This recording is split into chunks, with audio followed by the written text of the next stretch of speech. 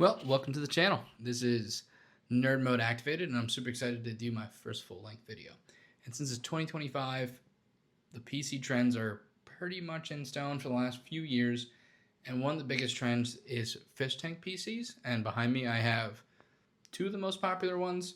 We got the HYTE Y70 right there, which all my gear is in, and then we got the O11 from Lian Li right there. They have a lot in common and a lot different. Let's jump right into it.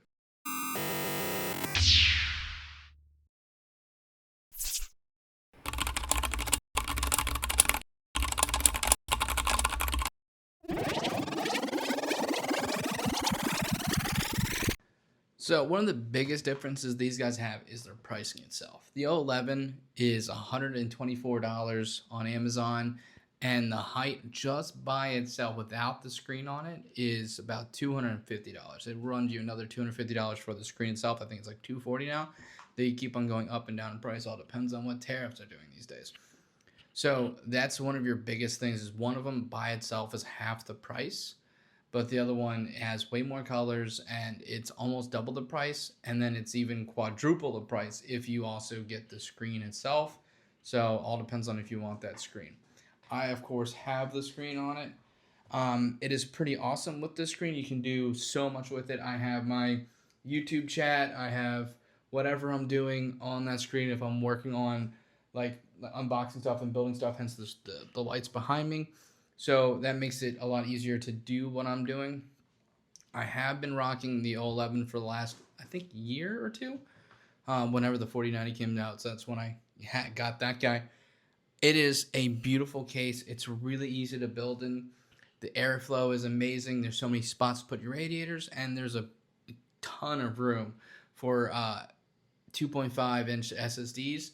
And where the HYTE only has 2 spots, I think that guy out of the box has like 6. It can do so much storage. It's unbelievable. But you can literally build however you want. Let me show you. So if you look at the back of it, these spots right here are wherever the heck you want to put your power supply. So it is almost fully modular where the heck you want to put anything. You even have a different slot to put your PCIe brackets right here. So if you wanted to do a vertical mount GPU, you can. But that's another where it lies, and another difference between it and the HYTE Y70. So the HYTE Y70 automatically comes with a riser. It is designed to have a riser built into it to run your graphics card in vertical mode, to kind of show off the RGB, because most of your RGB is actually on the front side of your graphics cards and stuff.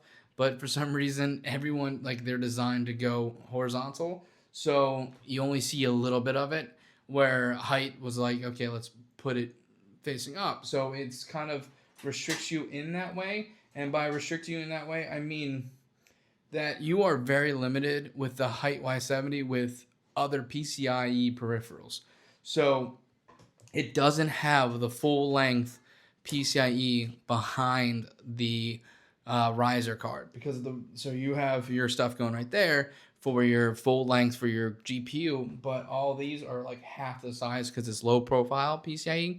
So if you have the Elgato Camlink Pro, which is the one with the 4 cam links built in, you can't use it. It is done. You have to get rid of it. I had it. Now I'm getting rid of it because of it.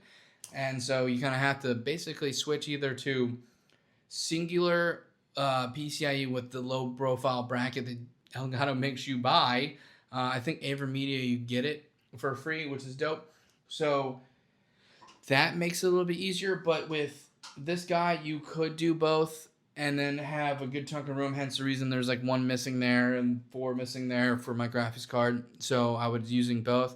So you're almost limited to just going straight USB, which I did, and I had to get a USB 3.0 card, PCIe low profile, because Elgato's really like to take a lot of the bandwidth. So I thought getting rid of it and putting it on its own card makes it a little bit easier for it to not like freak out and turn off randomly when I'm playing video games. But with the HYTE Y70, You get just all the colors in the world. I have the blue milk one, the blueberry milk one. My girlfriend has the pink one. I can't remember the name of it. I think it's like lavender milk. Correct me if I'm wrong. I'll put it right there, and because I'm learning how to edit. Hell yeah. So yeah, there's a bunch of different colors versus just the white and black with that you get from the Lian Li, and it's a little bit more rigid where you put stuff than the Lian Li, where you can basically take everything apart. The HYTE is basically trying to push you on one path, which is a really decent, really good path to like build everything in one specific way. But it does have multiple radiator supports. You can put it either on the back wall or on the top. You can't put it on the bottom. You can the Lian Li, but don't. It's not a good spot for it because it's underneath the pump. It's really bad for the pump itself. So, but it does give you two different spots to put it. It has a ton of space for fans. You have two in the bottom tray if you're doing 120 millimeters. I think you can even do two 140s. I'll make sure that's true. You can do 3 up front and 3 in the top, and I think 2 in the back. I'm going to check on that as well, which makes it so you just have a crap ton of airflow. It's kind of forcing it everywhere. It's a little bit more difficult to take out of the fan filter itself than what it is in the Lian Li, because they just kind of come off versus those are kind of clicked in versus the magnetic ones on the Lian Li.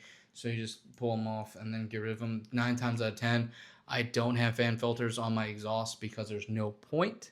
I have them on the intake because you're sucking in all the stuff in the world versus blowing it out. It's not going to get any dust on it. It's just going to be a restriction versus having some utilitarian version of it. That's why you have them on the intake, because it's pulling in dust. So you want to get rid of the dust versus it's not exhausting any dust really. And all it is making it so it doesn't push as much air as it possibly could. And like I said before, it's almost preference. They're both beautiful cases.